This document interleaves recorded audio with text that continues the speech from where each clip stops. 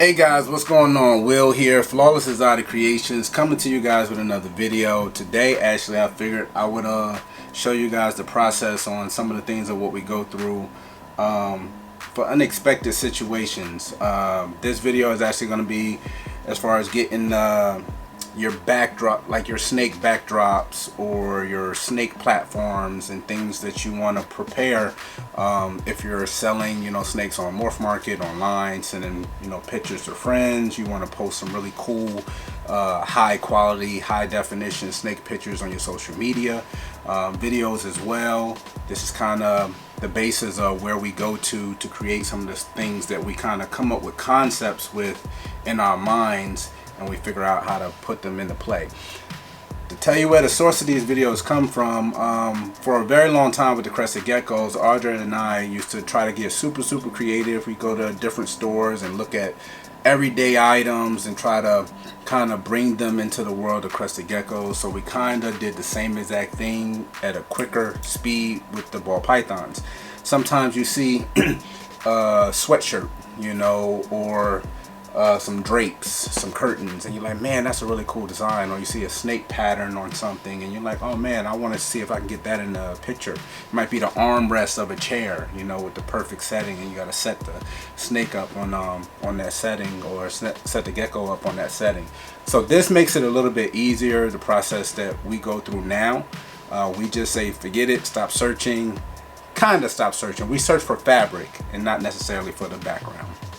Hopefully, if you guys have like a Walmart, Big Lots, a Hobby Lobby, you're gonna probably want to go and peek your head in there, and you're gonna come across some really cool fabrics, and we've done that several times. So this is what we go through, and I'm actually walk you guys along because you guys can do this, and it's really cheap, really affordable to make several different ones.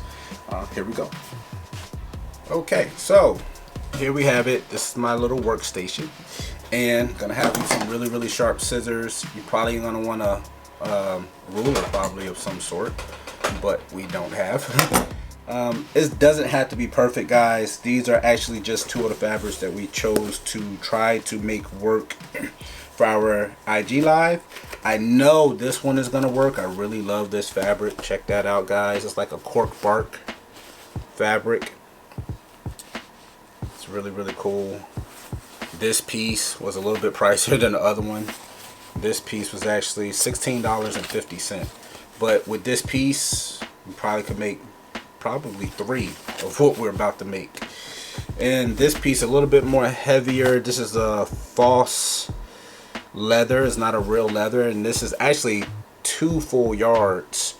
This is like 3 times the size of the previous one, and this piece was actually $10. So with this, this can go a very long way with this design and this fabric. It may be a little glary, but it's definitely gonna have some of that matte look. Even in the camera now, I can see it's not glaring off of it. So we have them 2 fabrics we're gonna do. We have our staple gun, replacement staples. It does not have to be perfect. Something, your everyday staple gun will do. We're using 5/16 staples. Had to go pick these up as replacements because we ran out of staples. And scissors. That's pretty. Oh, and let's see. We have 2 pieces of birch because birch is lighter, which is easy to maneuver. Home Depot actually cut it for us, which was great. So we have 2 pieces. The dimensions on these guys is going to be 18 inches by 18 inches because in the future, obviously this is to sit on this display table and it'll work perfectly for us, but we're all into multi-use. So in the future, both of these that we'll make today will fit perfectly inside of our light box that we use to take photos. So with that being said, let's go ahead and jump into it. Try to not make it such a super long video. Probably 50 different million ways to do what I'm going to be doing right now. The rule of thumb that I'm trying to use, guys, is to make sure that when I go to wrap this, I put the staples in such a specific area that I can use both sides. That's what I'm going to be trying to attempt. So that being said, I'm going to start in this corner. And at the very beginning, I'm gonna try to be staple free. Cut free. Alright, that seems about square. So let's get the stapling.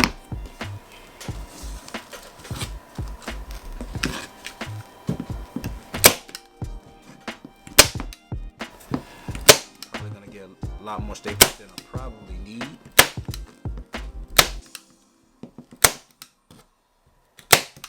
Okay.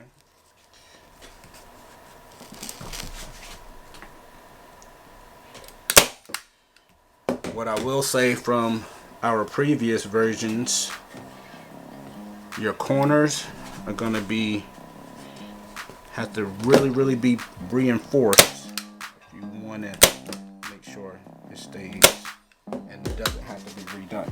So that being said, I pull these nice and tight, nice and snug, but try not to rip your material. I've done that before, and Audra makes fun of me. She calls me He-Man. I'm just so aggressive with everything I do.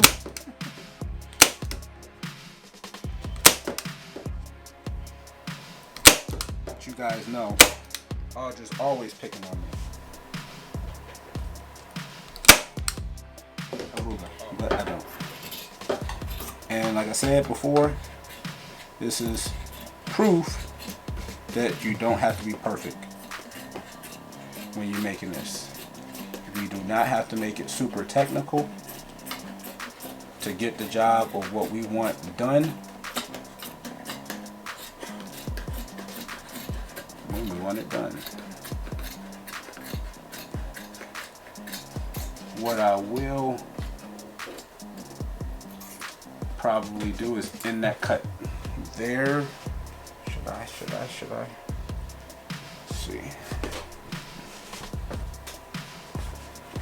No, I'm gonna run that cut straight through.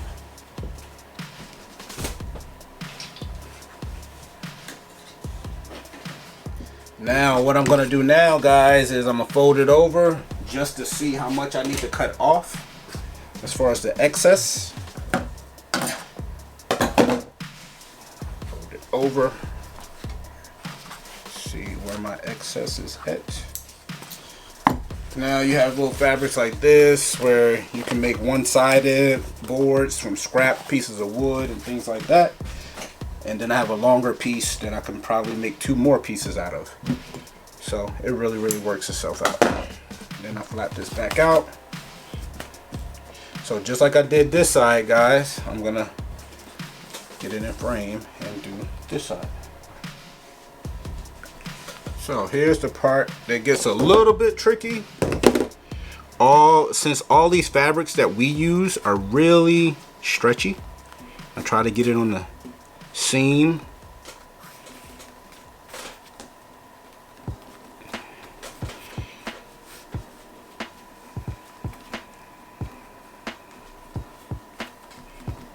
And then I go from there.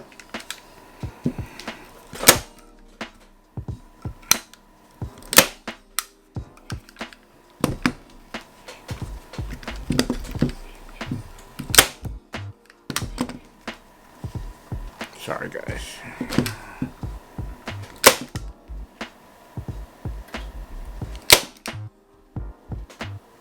Okay. One more.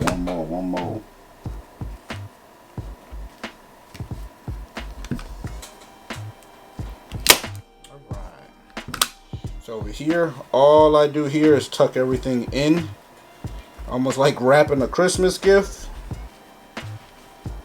That way I can get enough of that lip still hanging out to stretch and button everything up. Very important to snug down these corners, because a lot of the time that's where, if something's gonna give or that you're gonna have to redo, it's gonna be a corner. So basically this is the finished side. You don't see a single staple on this side at all. So this is the side that you would preferably want to use. And then, like clockwork, like always, you're gonna have a snake piss or poop on it, and we'll spray it with some F10, wipe it down. You can spray some protectant on it if you're using a fabric that doesn't have a natural protectant. This is going to be just fine. And then in a worst case scenario where you're photographing 50 or 100 snakes, and that happens a few times and you're wanting to wait for it to dry, and you don't have that amount of time for you to wait for it to dry, you just flip it over to your backup side where they're still only going to see the middle, but you have your staples on the outside and it's still the same pattern with no issues. So that's number one down. Really hope you guys are liking this kind of content. Definitely don't want to bore you. This one I can tell already is going to have a lot less stretch, but that's okay.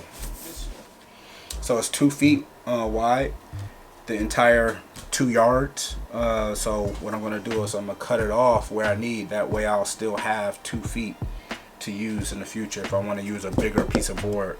But to get started, I'm going to start it essentially the same way, kind of stapling everything I need in place and then lapping it over and going.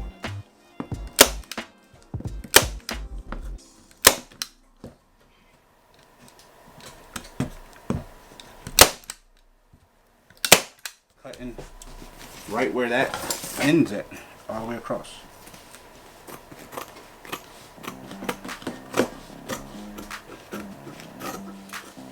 And guys, so if you're hanging in there so far, this is not a solo video. So if you ask where, you know, Audra's help comes in, like clockwork, she gets to clean up the mess. Nice and snug.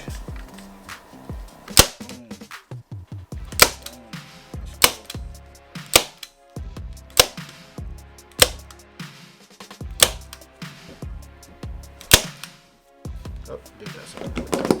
Remember guys, the corners are very important when it comes to not having to reattach this thing or it falling apart on you.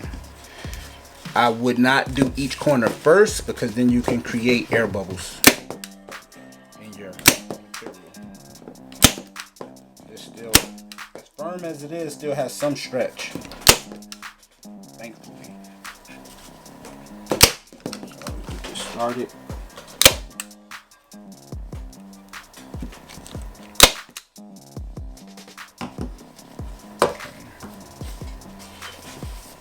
This fabric has a little bit less give than the first fabric, so I'm gonna do a double duty over here and do both sides pretty much in sequence together.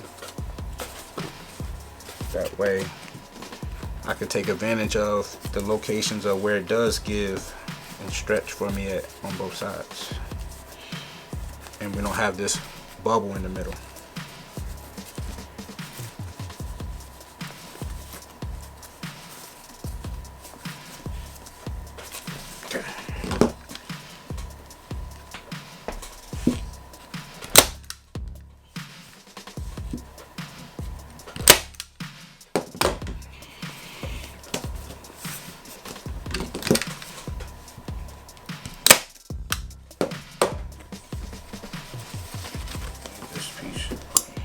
Bubbling up like I didn't want it to.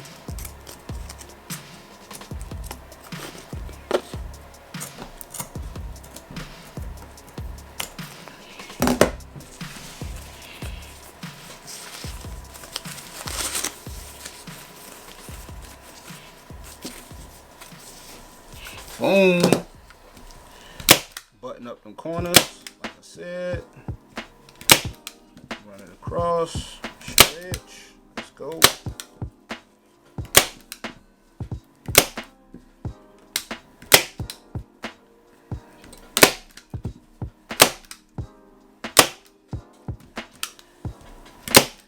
Boom. Look at that. Flawless. So guys, as you can see, the process was super easy, super quick. You don't have to be really technical. You don't have to be perfect with all your cuts and your staples and things of the sort, but it's extremely useful. You can even buy fabric that you think is going to turn out great, put it on camera or put it on the board, and it's like and you kind of only out of, you know, $8, $10 for the most part. Or it might be useful later on. A good concept, a rule of thumb, what we try to use for, especially for pictures and video, we try to make sure whatever fabric we use is going to be like a glare free fabric because of the lighting and things like that. Or if you're inside your photo box, your bright LED lights won't reflect off it and cast off a glare. We really like the matte flat finishes because it really brings out the crisp colors in your snakes. And again, like I said, you get the best bang for your buck. You get double-sided, you know, and I mean, the sky's the limit. You can make it to the exact dimensions that you want, and you're not kind of trying to fit yourself in a small box. You're actually, you know, making the box fit you. Hopefully you guys really like content like this. This video came up because we were getting all these platforms ready for our big event, you know, our early Black Friday event that we had actually last week on Instagram. This is our first annual event. We're going to do it every single year. If you're interested in what we have currently available, go check us out on Morph Market. We have plenty and plenty coming down the pipe as well. Go ahead and hit that subscribe button, hit the notification bell, hit that thumbs up if you think we're doing a good job. Also comment down below any bright ideas or places or sources you guys get fabric from. And maybe that's something that you might have, you know, implemented a little differently that I did today. Appreciate you guys. Will, Flawless Exotic Creations, we out.